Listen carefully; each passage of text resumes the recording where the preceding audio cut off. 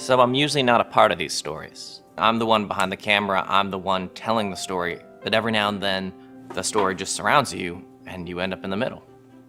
And that's what happened here. So I was going to film a party. The choir was sending a small group, this refugee family that they'd met up with the year before. The kids are so excited about all of it. And while we're doing it, we're doing interviews with the people who've come. The kids are in there, they're watching, they're fascinated by the camera and the whole thing.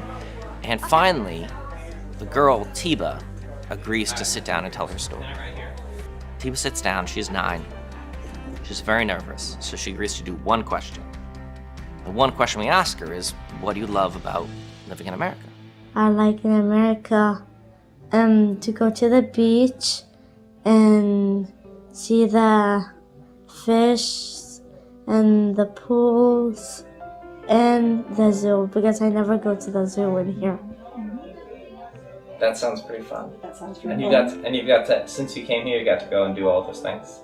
I did not enjoy them. She was just excited about the idea that she could get to go to the zoo someday. She was just excited that she could get to see the ocean.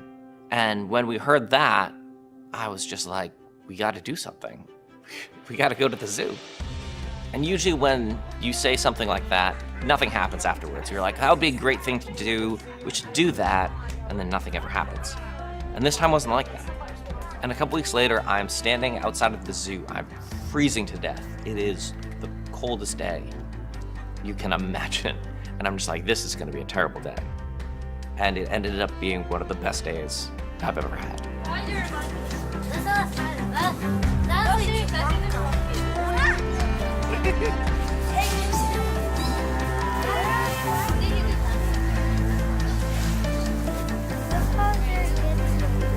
I know, isn't that crazy? I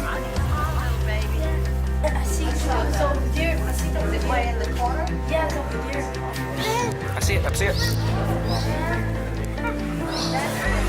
It's like a shore. Come say hi. See? Oh, right there.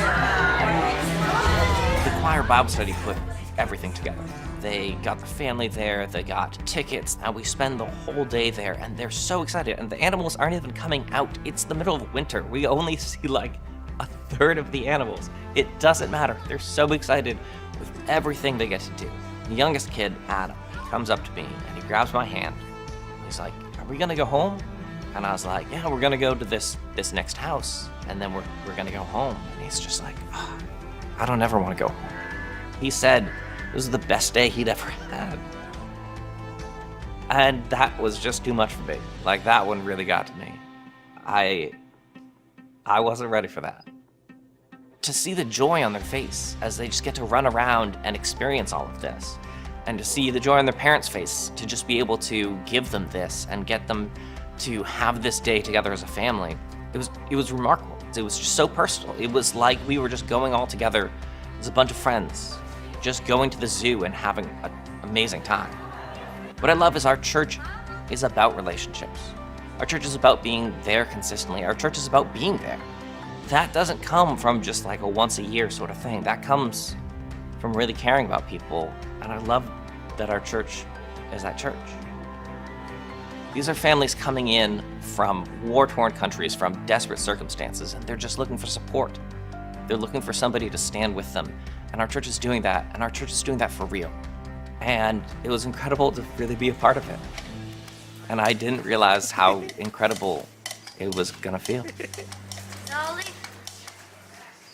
Yeah, no, like